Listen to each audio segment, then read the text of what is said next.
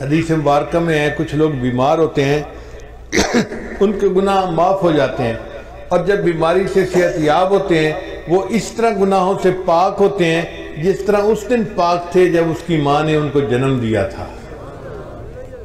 بیماری کیا آئی؟ بندے کے لیے روحانی غسل کا سبب بن گئی۔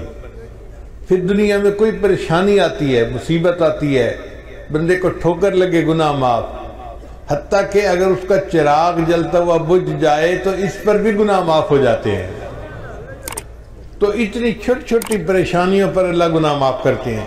ایسے لگتا ہے کہ اللہ کی رحمت تل گئی ہے کہ میں نے اپنے محبوب کے امتیوں کے گناہوں کو معاف کر دینا ہے۔ پھر کچھ لوگ گناہ کر لیتے ہیں مگر اس پر توبہ استغفار نہیں کرتے۔ اللہ تعالیٰ نے ایک اور سبب بنا دیا۔ حدیث مبارکہ میں آتا ہے کہ اللہ تعالیٰ مچھلیوں کو، پرندوں کو اور چیونٹیوں کو حکم فرماتے ہیں کہ تم ایمان والوں کے لیے استغفار کرو۔ وہ مچھلیاں پانی میں، پرندے ہوا میں اور چیونٹیاں اپنے بلوں میں مومنوں کے لیے استغفار کر رہی ہوتی ہیں، اور یہ تو زمین کی مخلوق تھی۔ اللہ تعالیٰ نے اس سے بھی اور بڑا کرم کیا، وَيَسْتَغْفِرُونَ لِمَنْ فِي الْأَرْضِ، اللہ فرشتوں کو حکم کرتے ہیں کہ جو مومن گناہگار خطا کر بیٹھے تم ان کے لیے استغفار کرو، میں گناہ معاف کر دوں گا۔ تو فرشتے بندوں کے لیے استغفار کرتے ہیں۔ پھر ایک دوست کی دعا پر اللہ تعالیٰ دوسرے دوست کے مغفرت فرما دیتے ہیں۔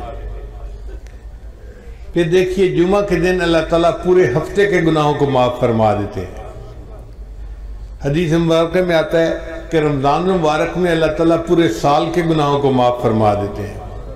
جس بندے نے حج کیا یا عمرہ کیا، رجع کہ یوم ولدت امہ، وہ حج سے اس طرح واپس لوٹتا ہے جیسے اس دن گناہوں سے پاک تھا جب اس کی ماں نے اس کو جنم دیا تھا۔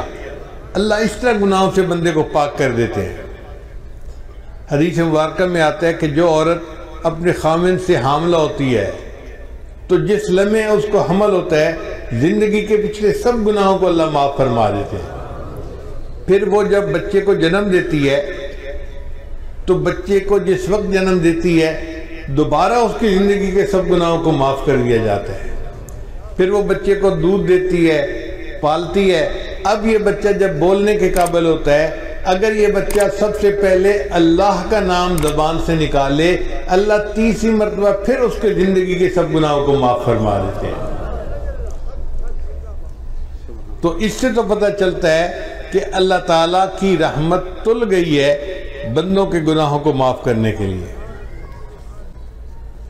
يُعْتِيكَ رَبُّكَ فَتَرْضَىٰ، اے میرے محبوب صلی اللہ علیہ وسلم، اللہ تجھے اتنا عطا کرے گا کہ تو راضی ہو جائے گا۔ ہمارے مرشد عالم رحمۃ اللہ اس کا ترجمہ یوں فرماتے تھے سمجھنے کے لیے کہ وَلَسَوْفَ يُعْتِيكَ رَبُّكَ فَتَرْضَىٰ، اللہ تجھے اتنا دے گا کہ تو بس بس کرے گا۔ ہوتا ہے نا، آپ اپنے ایک برتن میں دودھ لے رہے ہیں اور دودھ ڈالنے والا اتنا ڈالتا ہے کہ وہ کنارے تک آ جاتا ہے تو لینے والا کہتا ہے بس بس بس بھائی۔ تو اس آیت کا ترجمہ یہی ہے، اللہ فرماتے ہیں میرے محبوب اللہ تجھے اتنا دے گا کہ تو بس بس کرنے لگ جائے گا۔